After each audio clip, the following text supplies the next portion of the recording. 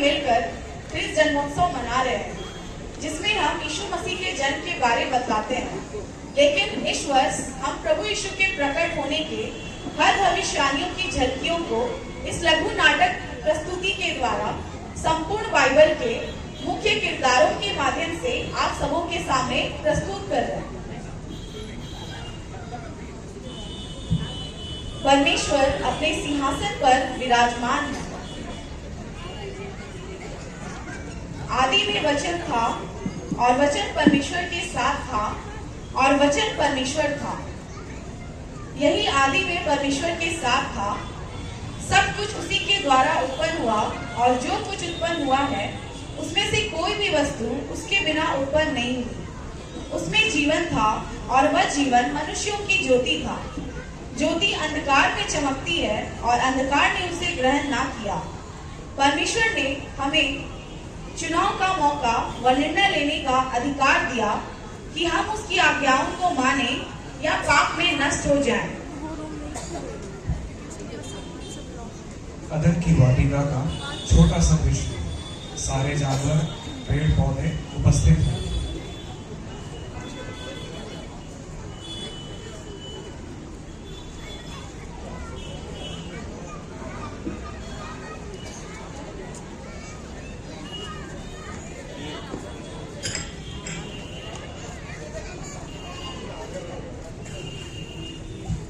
तब यहोवा परमेश्वर ने आदम को लेकर अदन की वाटिका में रख दिया कि वह उसमें काम करे और उसकी रक्षा करे।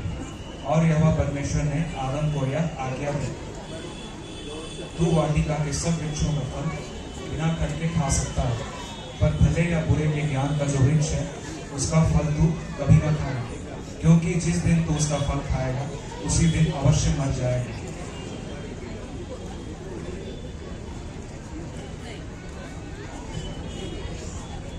अदन की वाटिका में आदम, हवा और सारे जानवर, साथ ही अदन की वाटिका में दो महत्वपूर्ण वृक्ष, जीवन का वृक्ष एवं भले या बुरे के ज्ञान का वृक्ष भी देखने को मिलते थे।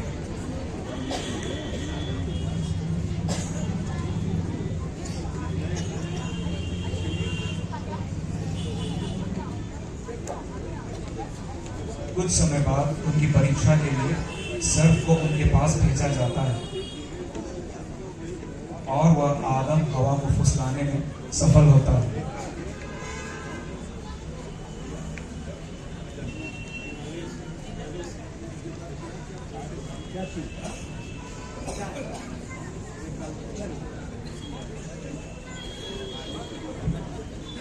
पाप का एहसास होने पर दोनों पेड़ों के पीछे छिप जाते हैं, क्योंकि उन्होंने परमेश्वर की आज्ञा का उल्लंघन किया। अतः इस प्रकार पाप इस दुनिया में आया और परमेश्वर ने दंड स्वरूप सारी सृष्टि को श्राप दिया। परमेश्वर ने आदम और हवा से प्रतिज्ञा बांधी। परमेश्वर ने प्रतिज्ञा की कि वह एक दिन उनके पास एक मुक्तिदाता भेजेगा। वह मुक्तिदाता पाप पर विजय प्राप्त करेगा और उन्हें तथा प्रत्येक जन को परमेश्वर के साथ फिर से सही रिश्ता बनाने का मौका प्रदान करेगा और प्रेम करना सिखलाएगा, अर्थात भाईचारे का प्रेम। इस प्रकार से भविष्य में आने वाला छुड़ाने हारा की प्रतिज्ञा आदम और हवा को दी गई। कैन हाबिल का दृश्य।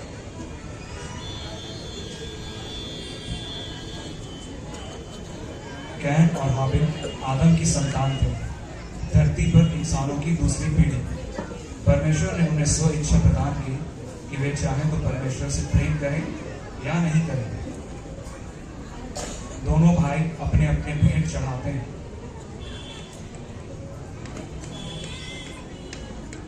परमेश्वर हाबिल के भेंट से प्रसन्न हुआ, जिससे भेंट चढ़ाने के बाद हाबिल आनंदित हुआ, जबकि कैन अत्यंत क्रोधित हुआ।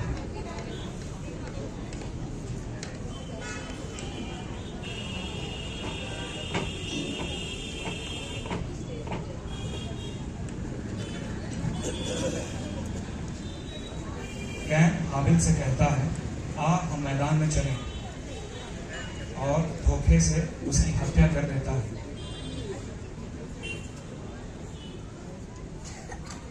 कैन ने हाबिल को आकर मार डाला क्योंकि परमेश्वर ने उसका बलिदान को अस्वीकार कर दिया। अंत में कैन ने चुनाव कर लिया कि वो परमेश्वर से प्रेम या उसकी आज्ञाओं का पालन नहीं करेगा और कैन गुस्से में चला जाता है। जिस प्रकार से पाप आदम और हवा के द्वारा आया, उसी प्रकार से पहली मृत्यु कैन के द्वारा आया, जिसने अपने भाई हाबिल की हत्या कर दी। परमेश्वर ने कैन को दंड तो दिया, परंतु वह संसार में अपने मुक्तिदाता उद्धारकर्ता भेजने वाली प्रतिज्ञा से नहीं मुड़ा। नूह के साथ परमेश्वर की वाचा। उस समय के अनुसार नूह परमेश्वर की नजर में धर्मी पाया गया और उसकी आज्ञा से वह गोपेर की लकड़ी से जहाज बनाने लगा। जब जहाज बनकर पूरा हो गया, परमेश्वर ने नूह से कहा,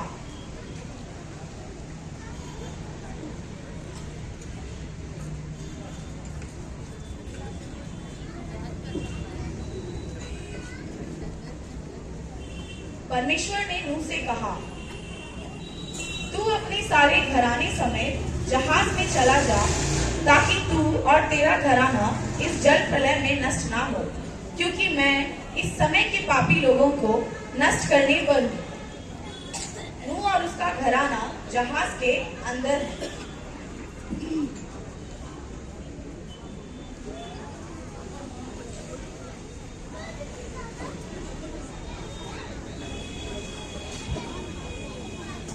परमेश्वर नूह से कहता है, मैं तुम्हारे साथ अपनी यह वाचा बांधता हूँ कि सब प्राणी फिर जल प्रलय से नष्ट न होंगे और पृथ्वी का नाश करने के लिए फिर जल प्रलय न होगा। विश्वास से ही नूह ने उन बातों के विषय में जो उस समय दिखाई ना पड़ती थी, चेतावनी पाकर भक्ति के साथ अपने घराने के बचाव के लिए जहाज बनाया और उसके द्वारा उसने संसार को दोषी ठहराया और उस धर्म का और उस प्रतिज्ञा का वारिस हुआ जो विश्वास से होता है। अतः हम देखते हैं कि परमेश्वर ने अपनी प्रतिज्ञा नूह से और उसके वंश से बांधी। अब्राहम के साथ परमेश्वर की वाचा। अब्राहम और सारा अपने सामान लेकर दूर देश परदेश को जा रहे हैं। दोनों अपने तंबू में बालक इसहाक को साथ लिए बैठे हैं। परमेश्वर अब्राहम से कहता है, इस कारण मैं निश्चय तुझे आशीष दूंगा और निश्चय तेरे वंश को आकाश के तारागण और समुद्र के तीर की बालों की किनकों के समान अनगिनत करूंगा और तेरा वंश अपने शत्रुओं के नगरों का अधिकारी होगा और पृथ्वी की सारी जातियां अपने को तेरे वंश के कारण धन्य मानेंगी, क्योंकि तूने मेरी बात मानी है। अब्राहम ने परमेश्वर से प्रेम रखा और उसके पीछे हो लिया। परमेश्वर ने उसे पूंछ नहीं वरन सिर ठहराया और उसे जातियों का पिता बनाया। इस प्रकार से परमेश्वर ने पुनः अपनी वाचा अब्राहम और उसके वंश से बांधी, जिसमें आने वाले राजा की प्रतिज्ञा की गई थी। मूसा के साथ परमेश्वर की वाचा। मूसा परमेश्वर का चुना हुआ अगुआ था। वो अपने साथ ढकी हुई 10 आज्ञाओं को लेकर आता है और उससे कपड़ा हटाकर लोगों को दिखलाता है। परमेश्वर मूसा के द्वारा लोगों से कहता है, इसलिए अब यदि तुम निश्चय मेरी मानोगे और मेरी वाचा का पालन करोगे, तो सब लोगों में से तुम ही मेरा निज धन ठहरोगे। समस्त पृथ्वी तो मेरी है और तुम मेरी दृष्टि में याजकों का राज्य और पवित्र जाति ठहरोगे। जो बातें मुझे इस्राएलियों से कहनी है वे यही है। इस प्रकार से परमेश्वर ने अपनी प्रजा को, जिसने 400 साल परदेशी होकर व्यतीत किया, अपनी आज्ञाओं को पुनः स्मरण दिलाकर मूसा के द्वारा यह प्रतिज्ञा की कि इस्राएली उन आज्ञाओं का पालन करके परमेश्वर की प्रतिज्ञा को प्राप्त करेंगे। दाऊद के साथ परमेश्वर की वाचा।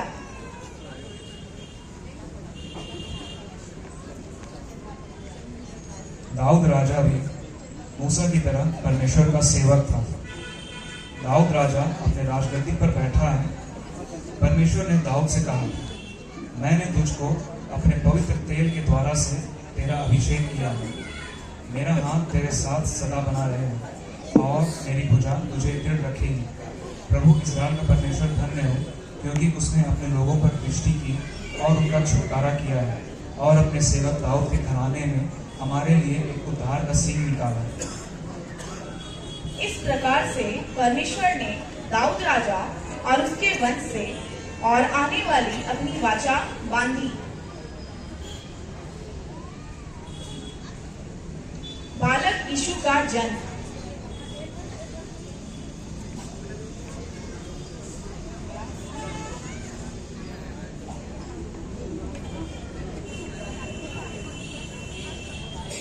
यीशु का जन्म का सुसमाचार सबसे पहले गडेरियों को मिलता है, जिससे वे बालक यीशु को देखने एवं दंडवत करने के लिए बैतुलहम नगर के गौशाले घर में चले जाते हैं।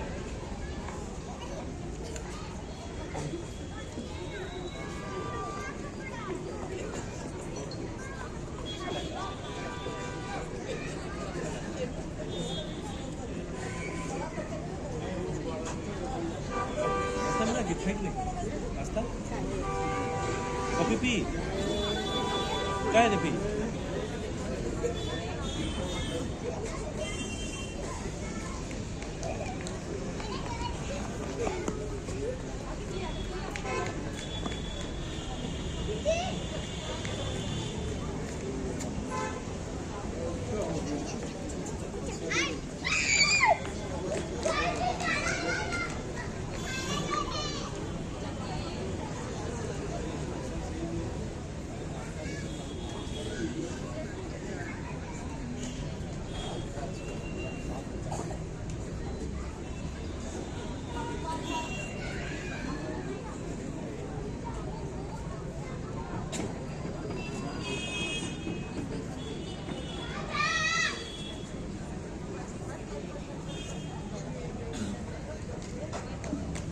गड़ेड़िए झुंड की पैरा करते हुए यीशु मसीह को देखने के लिए चले जाते हैं। इसके बाद स्वर्गदूतों का दल स्तुति करते हुए चले आते हैं और साथ ही मरियम और यूसुफ भी बालक यीशु को गोद में लिए हुए बैतुलहम के गौशाले घर में प्रवेश करते हैं।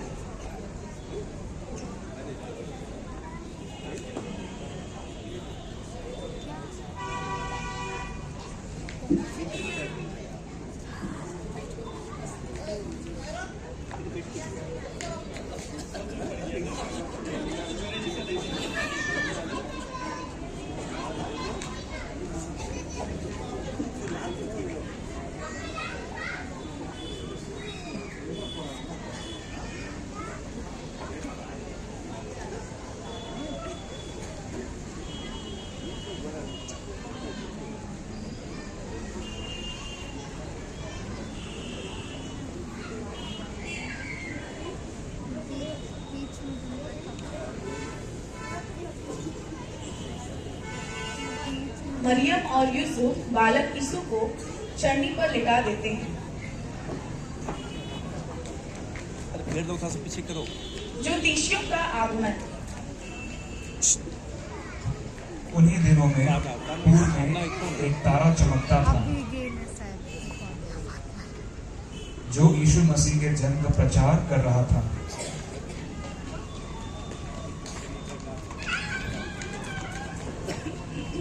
अबीगेल बोलो ना, भेड़िया लोग को थोड़ा सा पीछे कर दे, छिप दे। अबीगेल भेड़िया लोग थोड़ा सा पीछे कर दे, छिप दिया। इसी तारे को देखकर पूर्व देश से 3 ज्योतिषी बालक यीशु को भेंट चढ़ाने और उससे मिलने आते हैं।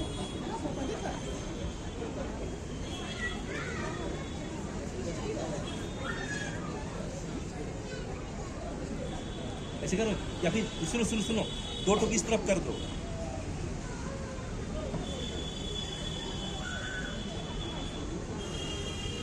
इसको पीछे करो लोग।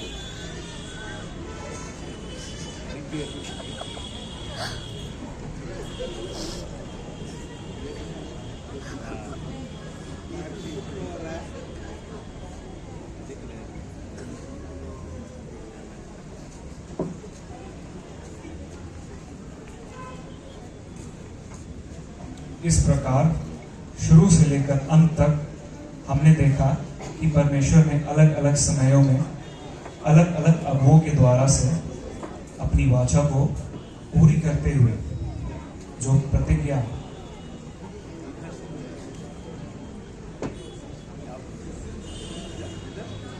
अर्थात यीशु मसीह थे उसे मानव जाति के लिए पूरा कर दिया।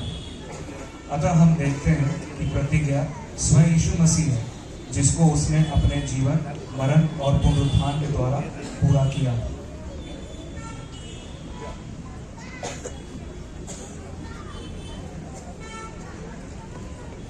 प्रतिज्ञा का अवतरण पवित्र आत्मा के रूप में यरूशलेम वासी और प्रभु यीशु के चेले एवं उस पर विश्वास करने वाले एकत्रित होकर एक स्थान पर प्रार्थना कर रहे हैं।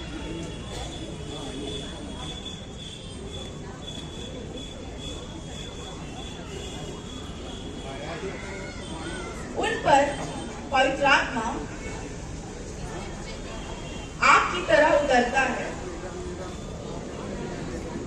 प्रभु यीशु के स्वर्गारोहण के बाद सभी विश्वासियों पर पवित्र आत्मा उतरता है और वे अपने संपूर्ण जीवन से पुनरुत्थान प्राप्त प्रभु यीशु के सुसमाचार को पृथ्वी की छोर तक पहुंचा देते हैं।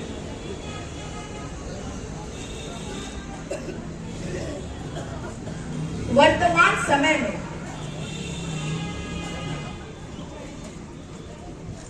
इसलिए जैसा मसीह ने परमेश्वर की महिमा के लिए तुम्हें ग्रहण किया है वैसे ही तुम भी एक दूसरे को ग्रहण करो। वर्तमान समय का एक सामान्य मसीही परिवार जिसमें पति पत्नी एवं बच्चे बैठकर प्रार्थना कर रहे हैं।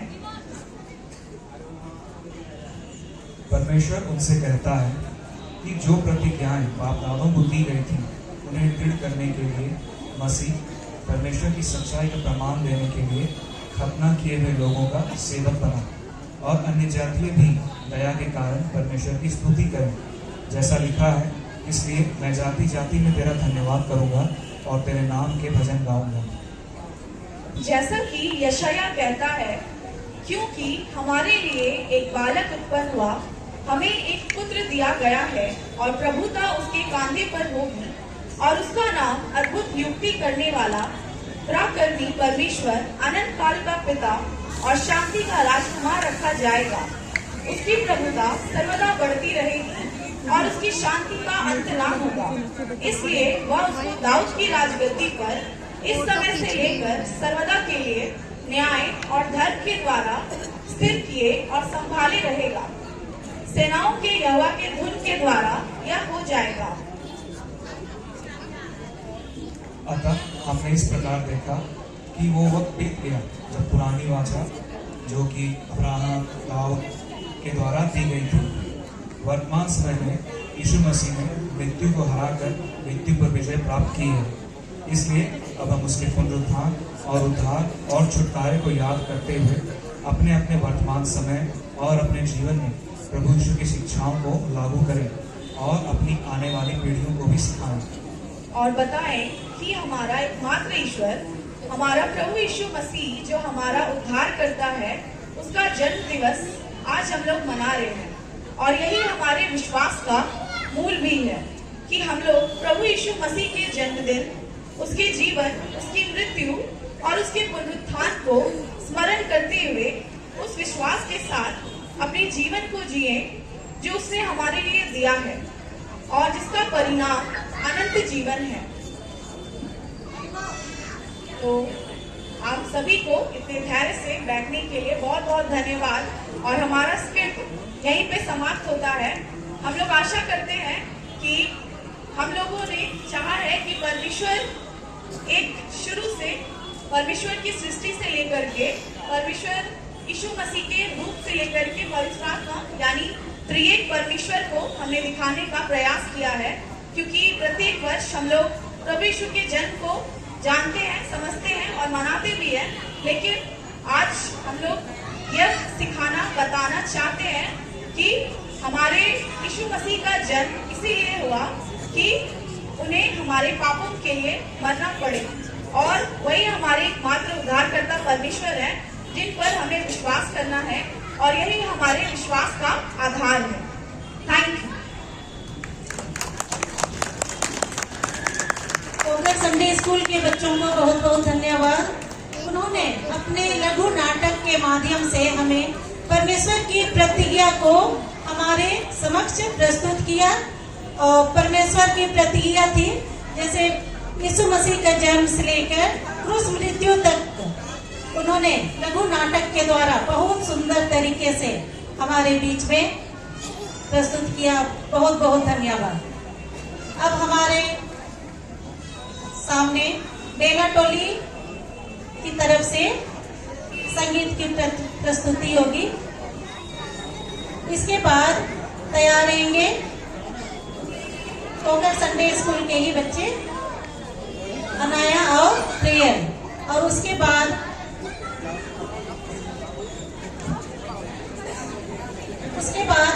WFCS की बहनें अपने गीत प्रस्तुति के लिए तैयार रहेंगी।